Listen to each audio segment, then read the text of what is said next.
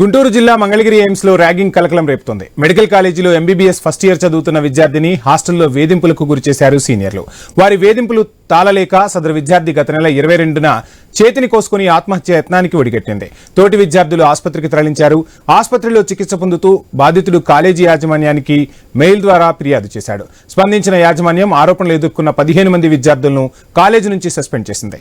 వారిలో anti ragging committee chairman గా ఉన్న మెడికల్ కాలేజీ డీన్ కుమారుడు కూడా ఉన్నారు. అయితే ఆయన తన పదవి నుంచి తప్పుకున్నట్లు తెలుస్తోంది. ఇక ఘటనపై పోలీసులకు ఫిర్యాదు చేసింది కాలేజీ యాజమాన్యం.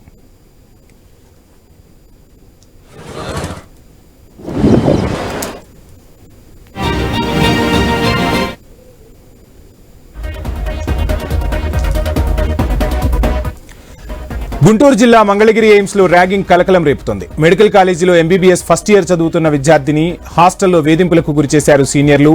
వారి వేధింపులు తాళలేక సదరు విద్యార్థి గత నెల 22న చేతిని కోసుకుని ఆత్మహత్యాయత్నానికి పాల్పడినట్టు తెలుస్తోంది. తోటి విద్యార్థులు ఆసుపత్రికి తరలించారు. ఆసుపత్రిలో చికిత్స పొందుతూ బాధితుడు కాలేజీ యాజమాన్యానికి మెయిల్ ద్వారా ఫిర్యాదు చేశాడు. స్పందించిన యాజమాన్యం ఆరోపణలు ఎదుర్కొన్న 15 మంది విద్యార్థులను కాలేజీ నుంచి సస్పెండ్ చేసింది.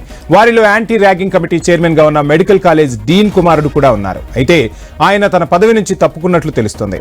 ఇక ఘటనపై పోలీసులకు ఫిర్యాదు చేసింది కాలేజీ యాజమాన్యం.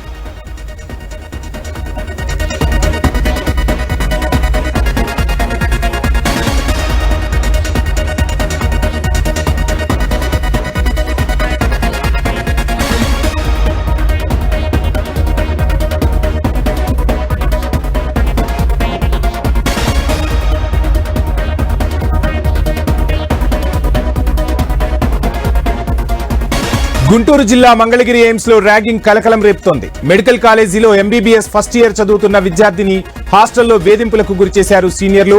వారి వేధింపులు తాళలేక సదరు విద్యార్థి గత నెల 22న చేతిని కోసుకుని ఆత్మహత్య యత్నానికి ఒడిగట్టాడు. తోటి విద్యార్థులు ఆసుపత్రికి హుటాహుటిన తరలించారు. ఇక ఆసుపత్రిలో చికిత్స పొందుతూ బాధితుడు కాలేజీ యాజమాన్యానికి మెయిల్ ద్వారా ఫిర్యాదు చేశాడు. స్పందించిన యాజమాన్యం ఆరోపణలు ఎదుర్కొన్న 15 మంది విద్యార్థులను కాలేజీ నుంచి సస్పెండ్ చేసింది.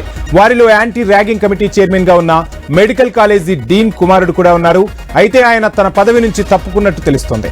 ఇక ఘటనపై పోలీసులకు ఫిర్యాదు చేసింది ఎయిమ్స్ యాజమాన్యం.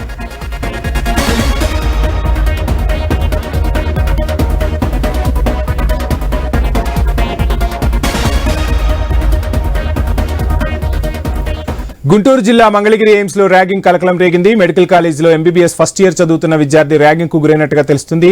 ఇక ర్యాగింగ్ కలకలానికి సంబంధించి ఫుల్ డీటెయిల్స్ మా ప్రతినిధి అందిస్తారు.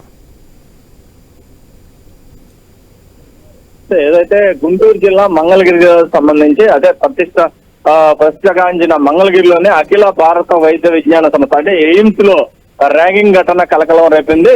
అయితే ఈ యొక్క ఎయిమ్స్ మెడికల్ కాలేజీలో ఎంబీబీఎస్ మొదటి సంవత్సరం చదువుతున్న విద్యార్థిపై హాస్టల్లోని సీనియర్లు అయితే ర్యాగింగ్ కు పాల్పడగా వేధింపులు తాళలేక గత నెల 22వ తేదీన చేతిని కోసుకుని ఆత్మహత్య యత్నానికి అయితే పాల్పడినట్టుగా మనకు తెలుస్తుంది. అయితే కాగా ఈ ఘటనపై హాస్పిటల్లో చికిత్స పొందుతూ జూన్ 23న బాధిత విద్యార్థి యాజమాన్యానికి అయితే మెయిల్ ద్వారా ఫిర్యాదు చేశారు. అయితే దీనికి సంబంధించి ఏదైతే ఫిర్యాదుపై యాజమాన్యం స్పందించి హాస్టల్లోని బాధిత విద్యార్థి రూమ్ లో ఉంటూ ర్యాగింగ్ కు పాల్పడినట్లుగా ఆరోపణలపై 15 మంది విద్యార్థులను అయితే యాజమాన్యం కాలేజీ నుండి సస్పెండ్ చేసి హాస్టల్ నుండి కూడా పంపించి వేసిన పరిస్థితి అయితే ఉంది. అయితే దీనికి సంబంధించి కాగా ఎయిమ్స్ మెడికల్ కాలేజీలోని యాంటీ ర్యాగింగ్ కమిటీ చైర్మన్ గా ఉన్న మెడికల్ కాలేజీ విభాగ డీన్ కుమారుడు కూడా ఈ ర్యాగింగ్ కు పాల్పడినట్టుగా కూడా తెలుస్తుంది. అయితే తోటి విద్యార్థిని వేధింపులకు గురి చేసినట్టుగా ఆరోపణలు ఎదుర్కొంటూ సస్పెండ్ అయిన వారిలో కూడా